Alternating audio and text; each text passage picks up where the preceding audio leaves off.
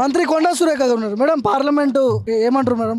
ప్రజలు అంటే ప్రచారంలోకి మీరు మధుని తీసుకొని తిరుగుతున్నారు కదా, ఎట్లాంటి స్పందన ఉంది?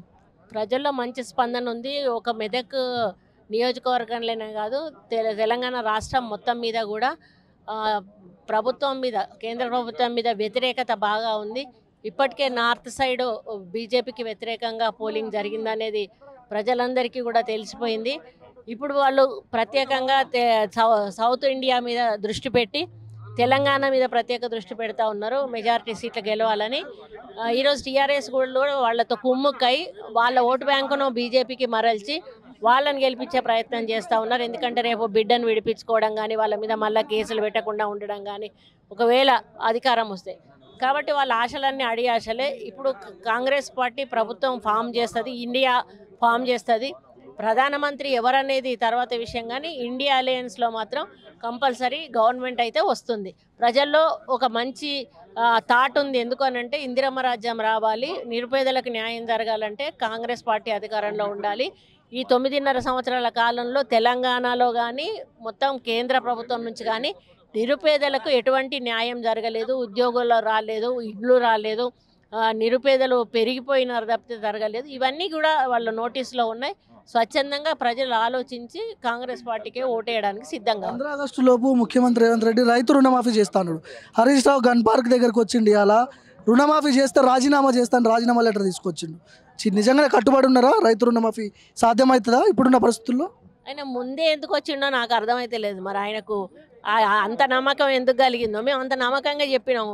నువ్వు చేసిన 15 ఆగస్టు తర్వాత నువ్వు మాట్లాడాలి, 15 ఆగస్టు ముందే మాట్లాడాల్సిన అవసరం లేదు. ఇప్పుడు ఒక ఎన్నికల కోడ్ నడుస్తూ ఉంది. ఎన్నికల కోడ్ అయినాక ఆగస్టు 15 లోపు అనేది ముఖ్యమంత్రి గారు చెప్పారు.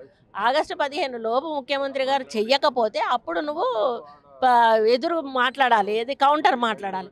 కానీ ఇంకా అసలు ఇప్పుడు నిన్న మాట్లాడాడు, ఇయ్యాలి రాజీనామా లెటర్ అంటే చెయ్యాలి, ఎట్లాగో చేయాల్సి వస్తుంది. అది చేయాల్సింది ఇప్పుడు కాదు, ఆగస్టు 15 తర్వాత చేయాలి.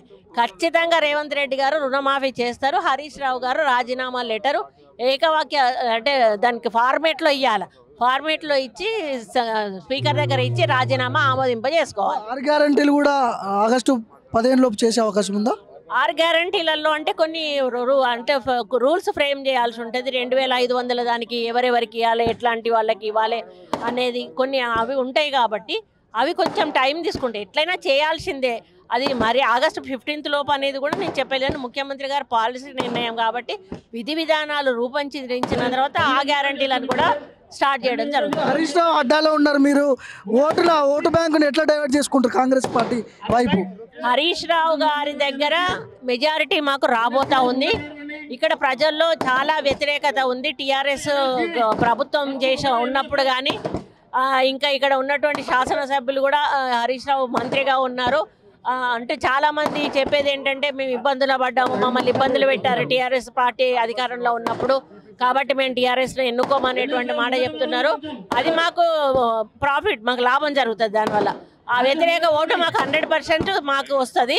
ఇంకొకటి ఏంటంటే వాళ్ళు టీఆర్ఎస్ వాళ్ళు వాళ్ళ ఓట్లను బీజేపీకి తరలిస్తూ ఉన్నారు గెలుపు. దానివల్ల మాకేం నష్టం అయితే జరగదు. 100% మాకు గెలుపు అయితే వాళ్ళ వల్లనే గెలుస్తాం మేము, ఎందుకంటే టీఆర్ఎస్ వాళ్ళ వల్లనే గెలుస్తాం మేము. వెంకట్రామిరెడ్డిపై పెద్ద ఎత్తున అవినీతి ఆరోపణలు వస్తున్నాయి. ముంపు ప్రాంత ప్రజలందరూ కూడా బాధపడుతున్నారు. చాలా మంది పబ్లిక్తో కూడా నేను మాట్లాడిన ఇప్పుడు వచ్చేటప్పుడు. సో ఎట్లా దాని మీద ఏమైనా చర్యలు తీసుకునే అవకాశం ఉందా భవిష్యత్తులో? వాళ్ళే చర్యలు తీసుకోవాలి, ప్రజలే ఇప్పుడు. ఎందుకంటే ఓటు వాళ్ళ దగ్గర ఉంది, వాళ్ళు బాధితులు, వాళ్ళకు ఆయనకు ఓటుతోటి సమాధానం చెప్పాలి. ఆ తర్వాత మా ప్రభుత్వం నుంచి మేము ఏదైతే కార్యక్రమాలు రైతులకు అన్యాయం జరిగిందో దాన్ని 100% న్యాయం చేసే దిశగా ప్రభుత్వం ముందుకు పోతుంది. ఎందుకంటే ప్రభుత్వంలో మేము ఉన్నాం. ఈరోజు వెంకట్రామరెడ్డి గెలిచిన వాళ్ళకి న్యాయం జరగదు. పోనీ ప్రభుత్వం ఏమైనా ఇక్కడ చేంజ్ అవుతుంది అంటే చేంజ్ కాదు. మన నిర్ణయం తీసుకోవాల్సింది కాంగ్రెస్ ప్రభుత్వం, రేవంత్ రెడ్డి గారే. కాబట్టి వాళ్ళకి లాభం జరగాలంటే వెంకట్రామరెడ్డి గారిని ఓడగొట్టాలి. ఇక్కడ ఎంపీగా మధును గెలిపించినప్పుడు మధు వెంట ఉండి, ఇక్కడ లోకల్గా ఎమ్మెల్యేలు లేరు కాబట్టి ఆ ఎంపీగా మధు ఉండి వాళ్ళకి న్యాయం చేసే కార్యక్రమం తప్పకుండా చేస్తాడు. మేడం, ఎంత మెజార్టీ ఎక్స్పెక్ట్ చేయొచ్చు? ఇక్కడ మీరు పార్లమెంటు ఇన్ఛార్జిగా ఉన్నారు కొండా సురేఖ గారు, మీ తరపు నుంచి ఎంత మెజార్టీ ఎక్స్పెక్ట్ చేయొచ్చు మధుకి? 50,000కు తగ్గకుండా రావాలనే మేము ప్రయత్నం చేస్తా ఉన్నాం. అంతకంటే ఎక్కువ వచ్చినా కూడా ఆశ్చర్యపోవద్దు, తక్కువ మాత్రం రాదు. కానీ గజ్వేలు, సిద్దిపేట ఇవన్నీ కూడా బీఆర్ఎస్ కొద్దిగా ఎఫెక్ట్ ఉండే ఛాన్స్. మెజారిటీ వచ్చే నియోజకవర్గం గజ్వేల్ అండి. గజ్వేల్లో ఫస్ట్ మెజారిటీ మాకు వస్తుంది. గజ్వేల్లో కేసీఆర్ టీఆర్ఎస్కు 3rd ప్లేస్లోకి వెళ్తుంది. అంటే బీఆర్ఎస్ వ్యతిరేక ఓట్లు మొత్తం మీకు పడే అవకాశం ఉందా ఎట్లా? బీఆర్ఎస్ అంటే బీఆర్ఎస్ అనేది కాదు, కాంగ్రెస్లోకే చేరికలు వచ్చాయి. ఇప్పుడు కాంగ్రెస్లోనే చాలామంది చేరారు.